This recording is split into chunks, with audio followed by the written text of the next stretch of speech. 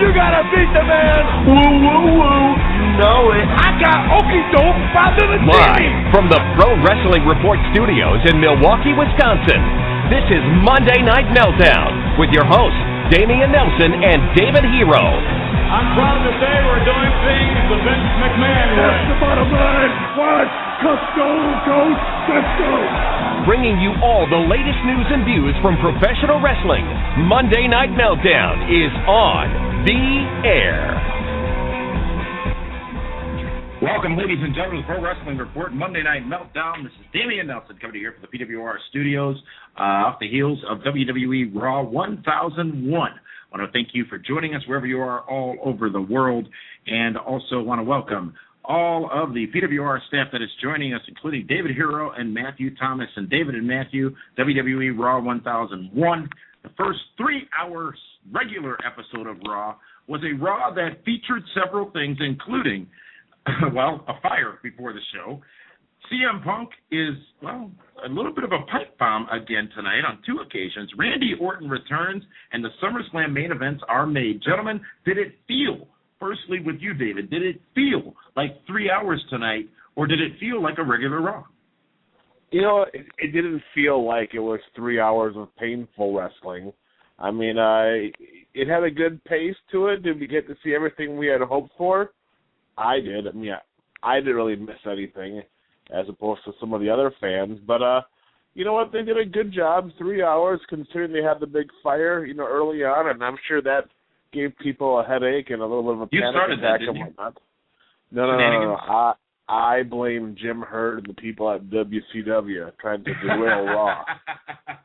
So, it's a conspiracy, I tell you. It's a damn conspiracy. Absolutely. But you know what? It was good for them. You know, they definitely worked on their character development tonight with several of their younger stars. That they did. And Matthew Thomas, the first 3 hour special or regular episode of Raw tonight, did it feel longer than it should have been or just right for you? I thought they did a pretty good job with it. The big thing that I took away from it, there wasn't really any segments, with the exception of maybe the Santino ADR match that went a little while longer than I thought it maybe should have. It really seemed like they were trying to fill time. Everything I think that match just felt long because Alberto Del Rio was in it. Could He's be, a ton, but you know. everything felt like it had its place. And one thing, too, that I noticed, with the exception of the Divas title, every title was featured on there tonight. You did have Santino as well as The Miz being pinned, so you had, you know, a couple ways to look at it. The titles were on there, but you had 2 champions being pinned. But at the same time, they got pretty much all the titles on there, and I thought it had a pretty good flow to it. It did have a solid flow to it. I didn't feel at any point that it was a longer show than it should have been, especially at the 2 hour mark, at the 9 o'clock Central Time mark. I said, wow, this is actually moving very good, until I saw, for the 78th time, at least it felt like the 78th time, the promo for the Triple H Brock Lesnar match at SummerSlam. You want to talk about a hard sell? Good God Almighty, they gave us much more than we needed for a match we already know is happening because it just happened last week. I thought it was a little bit of overkill, David. But they have to, because they don't have the luxury of having Brock Lesnar on TV every week. You know what? Honest to God, I don't even know if there's enough steam or heat or fire or whatnot for this match right now. I don't think the fans are that interested in Triple H and Brock Lesnar. You know, here's the question, and we're going to talk about this on an upcoming edition of Pro Wrestling Report Primetime Television. Are they purposely trying to, I'm not going to use the word bury, but purposely trying to diminish the hugeness that is Brock Lesnar? I'm feeling something's going on there. And we're going to talk about it, as I said, on a future edition of Primetime. But getting back to all that's going on tonight, and you all are interacting with us on Twitter, at PWR Show on Twitter, and right here on the in the chat room on Blog Talk Radio, and we appreciate that. But a lot happened on Raw tonight, and it started with CM Punk coming out and opening the show, and then sitting in his pipe bomb position on the broadcast desk, addressing his frustrations to one Jerry the King Lawler. And while addressing his frustrations with what Jerry the King Lawler said at the end of Raw last week, which was that CM Punk turned his back on the WWE Universe, CM Punk explained that he didn't feel that The Rock was the WWE Universe, and he didn't turn his back on anyone, but he did address what he felt with a man who does nothing but steal the spotlight, that being The Rock. Was it a pipe bomb moment or was it not? That's a question we actually want all of you to answer in a brand new segment you'll see this Saturday night on the Pro Wrestling Report. David Hero, Matthew Thomas, we are now on Tout, and we are soliciting your feedback on whether or not CM Punk should have said more in his pipe bomb promo tonight to Jerry the King Lawler regarding The Rock, because he touched on a lot of things, but I'm not sure he went as far as he could have gone. But we want to hear you in 15 seconds or less, with the best being selected to be put on primetime. Just use the hashtag PWR. Send your touts to us. Go to tout.com/PWR, tout.com/PWR, and get those touts coming over. Got to have them all into us by Wednesday night so that we can get them included in this week's primetime. But before we hear from the fans and their touts on this subject, Matthew, do you think CM Punk said enough, too little, or not enough? To me, it seemed kind of like a hybrid pipe bomb, if you will. I love the originality of having him do it on the announce table right in front of Lawler. I thought that was a nice little creative touch to it. What I liked about it is that after the way it went off the air last week, I was a little concerned that they were going full-blown heel with Punk. And at least after tonight, I don't think – we really didn't see that tonight. So part of me is kind of thinking that they kept him pulled back a little bit, so he's still kind of got that tweener vibe. The thing with Punk, it's another angle similar to last year with the pipe bomb that is grounded in reality, which often it tends to make intriguing storylines, and this is something that with having, like we've talked about on this show many times, with having the WWE title often relegated to the third match from the top on the pay-per-views, it's something that is grounded in reality. And do I think that they had that in mind when they were booking the pay-per-views this year?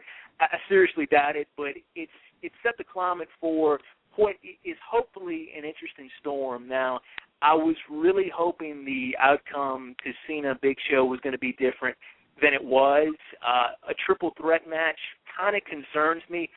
I personally think the money is in the contrast between Punk, the WWE champion, and Cena, the guy who most of the Raws, most of the pay-per-views has been built around this year. So if that is the direction that's kind of exploited, I think that there's a lot of potential there.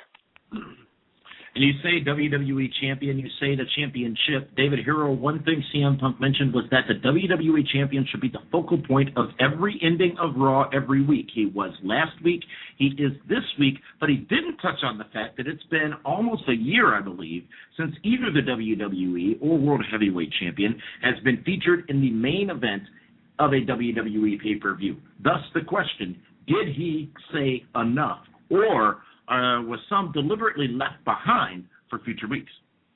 Well, it's definitely, there's a bunch that's being left for future weeks. I mean, we even commented at WrestleMania that Punk was at best the number 5 or 6 guy on the roster at that point. And you know what, Matthew, I kind of I do disagree with you. I think that they've booked this for the past 6-7 months with all this in mind, because it just makes, they know what they're doing. That you know what, we dealt the creative with certain talents, whether it be Cody Rhodes, The Miz, or Zack Ryder, or whoever.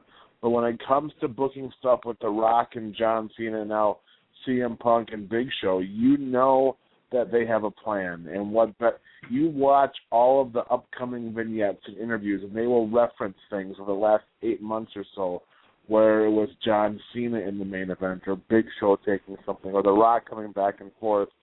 This, I'm sure, has been their, 1-year arc with CM Punk, where he does the pipe bomb a year ago, tells everybody what he wants, the voice of the voiceless. And yes, he gets everything he wants, but the one thing that escapes him is that headlining main event status. he got the contract, he got the belt, but he never got the respect that he wanted. He mentioned ego, and everyone has it. And hey, if you're in the wrestling business, and if you don't have an ego, then you better get out of the business, because it's what's going to drive you to become the best. And you watch how they're going to build the next 3 weeks in the SummerSlam. And as much as we don't really care to see Big Show in a three-way, I wouldn't be a bit surprised if Big Show leaves that three-way as the champion with Punk and John Cena. Oh yeah, absolutely. That's a bold statement. Well, here, if you can take, they got to build Punk and Cena into something, and unless they plan on keeping the belt on Punk all the way to the Rumble and have all these big wins going forward, which they might do also, I wouldn't be surprised if Big Show takes that belt, even if it's just for a week or 2 or 3 weeks, and then he drops it back to Punk, whereas then Punk can then start a stronger run as champion. Punk beating Big Show one-on-one means more than beating Big Show and John Cena in a triple threat. Yeah. And as you talked about, that match was announced at the end of Raw, as it was made a number one contenders match between John Cena and the Big Show to determine who would face CM Punk at SummerSlam. There would be no contest, no winner in that matchup. CM Punk would declare them both losers, and AJ, the new general manager of Raw, would come out and say it will indeed be a three-way match at SummerSlam. Show, Cena, and Punk. Punk then demands respect from the new general manager. AJ, SummerSlam, many said it was going to be Punk versus Cena. A little surprised that the Big Show is in this mix. And, David, I'm a little surprised as well that you see some validity in Big Show winning the championship. One thing that I think is worth being happy about is that it's not another John Cena-Big Show match. You know what's funny? I was thinking about that. When they announced John Cena versus Big Show for Raw tonight, we've already seen them in a Money in the Bank match. We've already seen them in a cage match. Those are the two matches that should have ended the feud, but it still keeps going. It's like they build these big matches on pay-per-view between the two of them, but yet we still get them every single week. Yeah. Well, a lot more happened on Raw tonight. It was 3 hours, and I think one thing that was consistent amongst the 3 hours, in addition to them selling us Brock Lesnar and Triple H, was wrestling got time tonight. There may not have been a ton of matches, but the matches that they did have got the necessary time to deliver what they needed to deliver in the matchups. And the first one was not for the United States Championship. It did involve the United States champion, Santino Marella, going up against Alberto Del Rio. And after that matchup, Matthew, Alberto Del Rio would say, I am better than all of you. I am only wrestling in championship matchups, and I will not wrestle again until my world title match at SummerSlam. I thought this was a good move for ADR. I thought it was definitely a nice touch. The whole anything less than a championship match at this point is beneath me. I thought it definitely helped to elevate a little bit of prestige to him. I'll be honest with you, though, I was expecting, especially with the street fight stipulation in the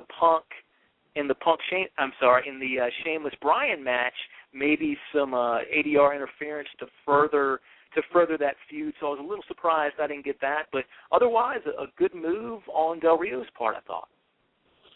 Well, what's smart about it is, who's Del Rio going to go out there and make submit every week for the next 3 weeks? Tensai. No, they're not putting with Tensai or the other heels. There aren't enough strong babyfaces on the SmackDown brand for him to go out and keep beating. I mean, he can beat Santino and Zack Ryder, for the next 3 weeks. Yeah, that's fine and great and wonderful. But I'm guessing what they're going to do is, you saw how Daniel Bryan and Sheamus beat the crap out of each other. Mm-hmm. And they're slowly going to have chinks in Sheamus's armor, where he's going to have injuries and nagging injuries and whatnot going forward, whether it be a knee or an ankle or a wrist or an elbow or a shoulder. And every week, Sheamus is going to go out and fight. And every week, he's going to just get a little more banged up. Whereas Del Rio is going to stay healthy. So now when you go into SummerSlam, it's a healthy Del Rio who hasn't wrestled anybody on TV for 3 weeks against the beat-up, battered, fighting champion in Sheamus, which, if you subscribe to psychology in wrestling, you would like to believe the new, more aggressive ADR, who's wearing the symbiote black Venom trunks, should in fact beat Sheamus. Well, that matchup was indeed spectacular. As you said, it was a street fight between between Sheamus and Daniel Bryan. This was part of the Raw Active Initiative. I got to give props to WWE as well. I felt that their integration of Twitter, things of the like tonight was deliberate and meaningful and well-placed. It didn't overwhelm the show. There were a lot of people speculating the first hour would be all of the Raw Active stuff, blah, blah, blah, blah, blah. I thought it was very well integrated into the overall show tonight, and it added more to the storylines as opposed to taking anything away from the broadcast. But that matchup between Sheamus and Daniel Bryan, again, a great match. It was given a good amount of time. Daniel Bryan, though, after the matchup, refusing to leave the ring, saying he's injured, and then after he talked to AJ about it earlier, orderlies come out and remove AJ for, and I quote, psychiatric evaluation, which would lead to pure hilarity over the course of the rest of the night, culminating with Kane attacking Daniel Bryan saying he is his anger management counselor. Fun stuff. Well, you know what, Daniel Bryan Danielson, you know what, here's a guy that's gone out, and since he's dropped the belt to Sheamus, has been doing nothing but putting guys over. Been putting over Sheamus, been putting over Punk, been putting over AJ. And now he still gets one of the best crowd reactions in the entire company. He's almost like this generation's Chris Jericho. Yeah, good point. Matthew, the funny thing is if you were watching your Twitter feed and Damian Nelson, I knew you were, everybody thought for sure that Dean Ambrose was going to be the psychiatrist or the psychologist or the mental doctor or whatever. And when he wasn't there, you just kind of had to laugh, saying, you know what, they are still the puppet master. They still think people still think that they know what they're going to get, and they have no idea. Absolutely. What we did get, though, was a matchup between Kofi Kingston and Titus O'Neil. And a little controversy stirred up by AW outside the ring as he referenced a sex crime in Colorado, that thus leading to an apology by Michael Cole after the segment. Again, more focus on the tag team division, a singles matchup between these two that was well-received and well done. Heath Slater is done with the legends. He's looking to get his career back on track. That's the quote. And he wants to challenge not a legend, but a current star tonight. Well, you didn't think it would be, but you sort of knew it would be. Randy Orton, the Viper, with a mohawk, makes his return to WWE after a wellness policy violation. It's well received in Cincinnati, Ohio, and he, of course, defeats Heath Slater in that matchup. Matthew, your thoughts on the returning Viper? Yeah, you knew it was getting close for Tom to him return. I'm glad they brought him back tonight and not last week on Raw 1000, as I think bringing him back last week would have just gotten lost in the shuffle. And he's coming back at a good time, right as Raw is going to 3 hours, and that extra star power from Orton can only help the product. And, David, I just don't like him as a face. He doesn't like him as a face. He's such a great heel, and this just doesn't do it for me. But they need him right now as that guy.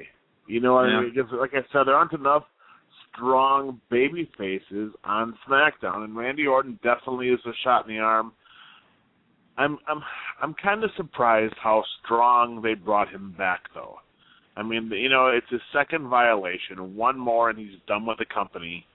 It's like, you know, this would have been the opportune time to bring him back, elevate Heath Slater, let Heath Slater steal one off the guy that hasn't been on TV, a little rusty, kind of, you know, here's your receipt for costing us some big money, and they didn't do that.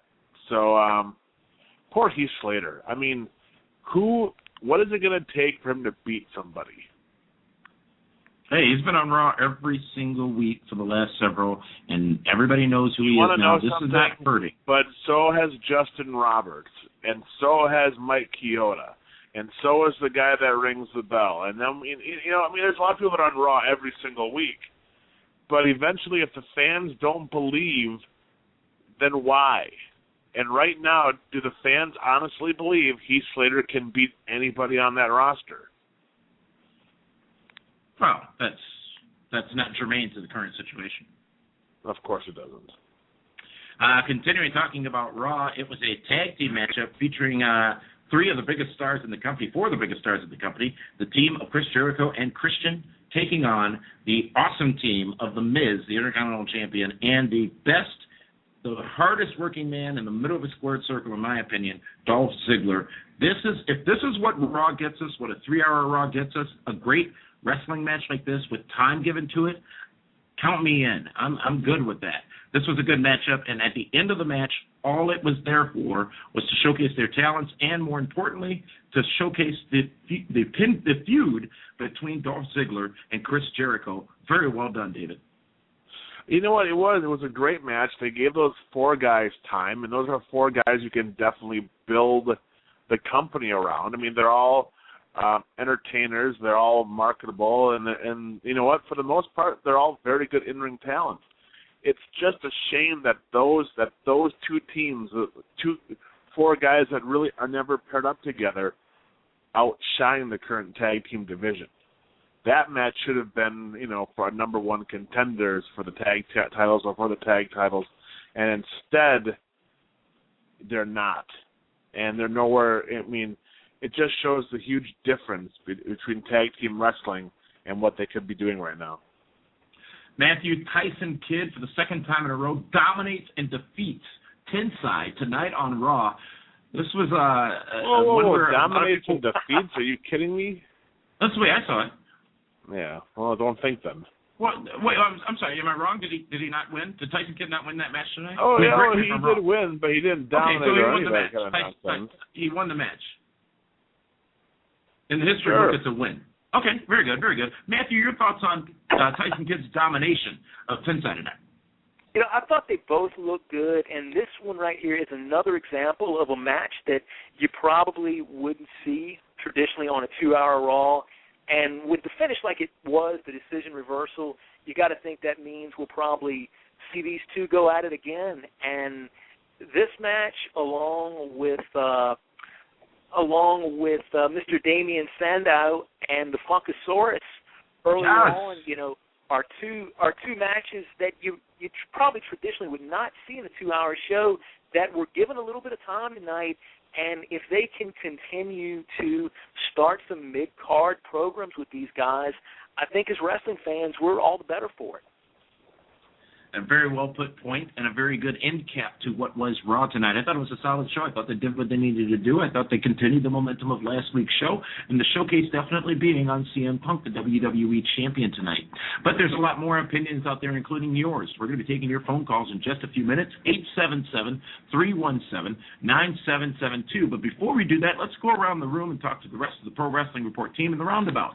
And let's start with Dwayne Williams, the co-host of Thursday Night Sudden Impact Radio with the man they call Media. Dwayne, what was the highlight of WWE Raw for you tonight? Definitely the highlight was the Daniel Bryan and Sheamus match for me.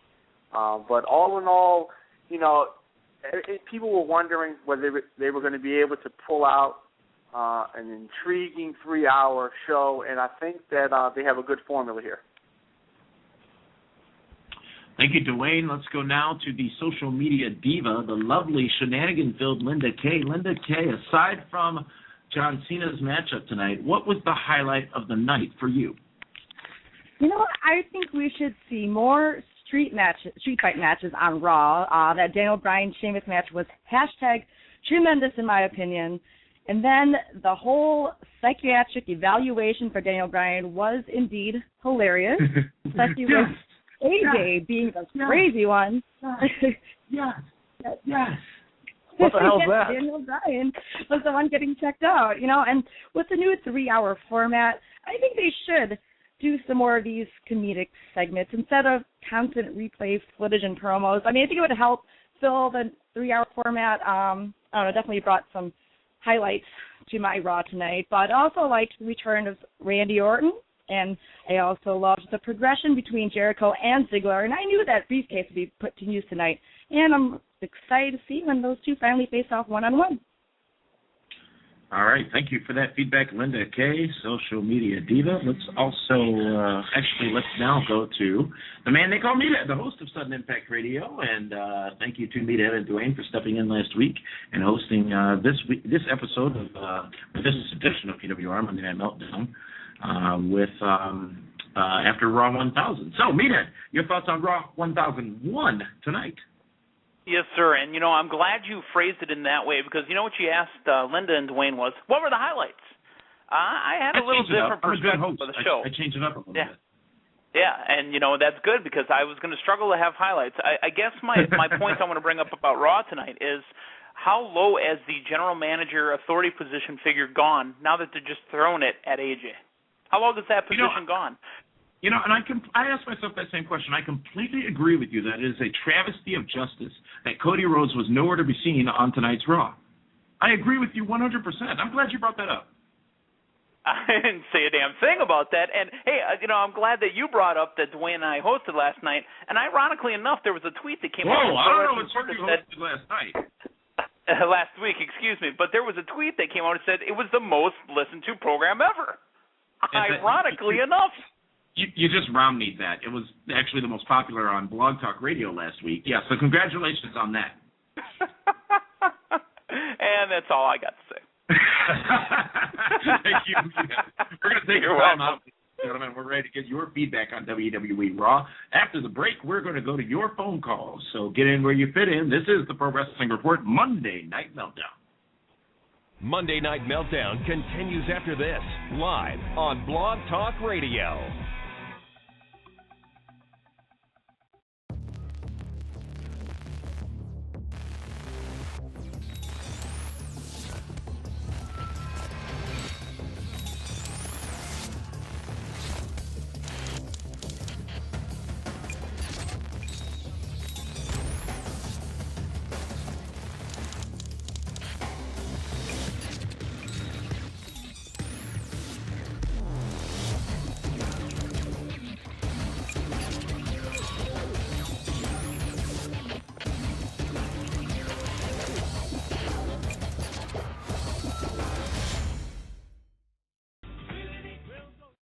This is the Pro Wrestling Report. Informative, entertaining, real.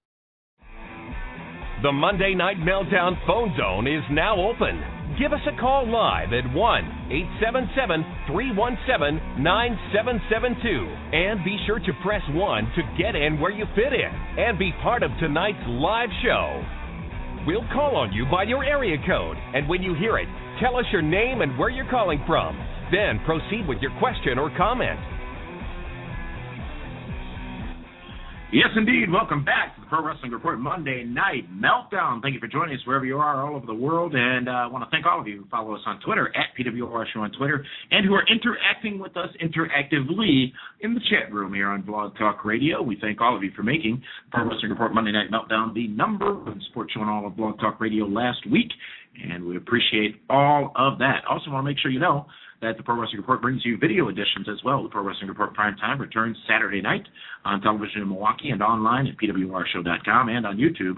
And back next Wednesday, no primetime this Wednesday, but next Wednesday with another new edition of Primetime.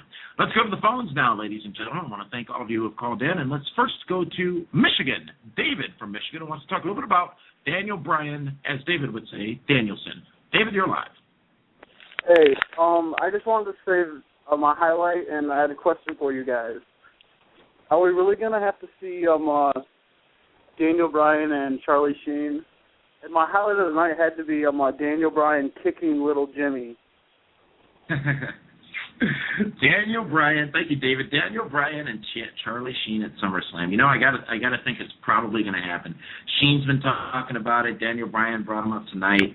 That one could be fun, I guess. I don't know how many prostitutes Charlie Sheen might bring with him or what kind of drugs. I don't know if he's subject to the wellness policy for a one-off gig.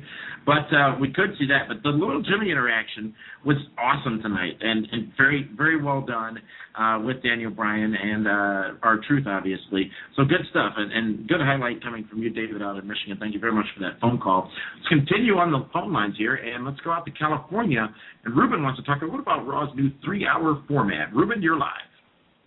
What up, what up, what up? This is Ruben over here at Wine Country, USA, Sonoma County. How's it going? Great.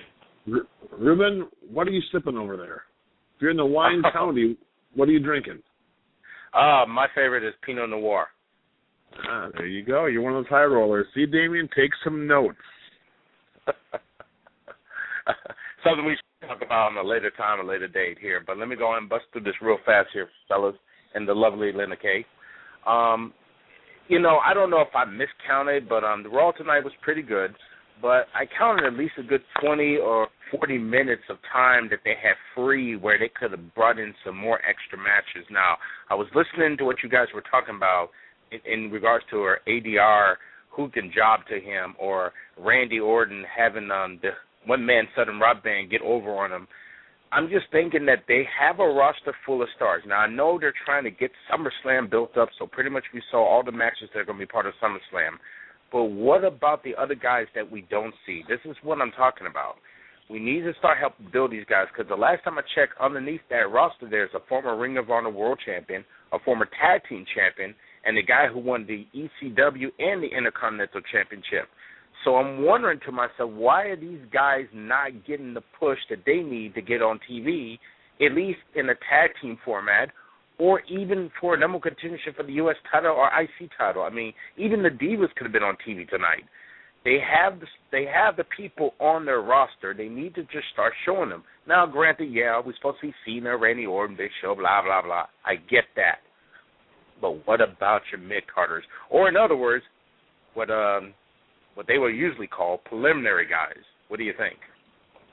Yeah, thank you for that call, Ruben. Look, they should have used Cody Rhodes. There's no doubt about that. They're missing star power without using him. And I think we got to give it time. There was no Divas match or any Divas mention really tonight on Raw, which was a bit surprising.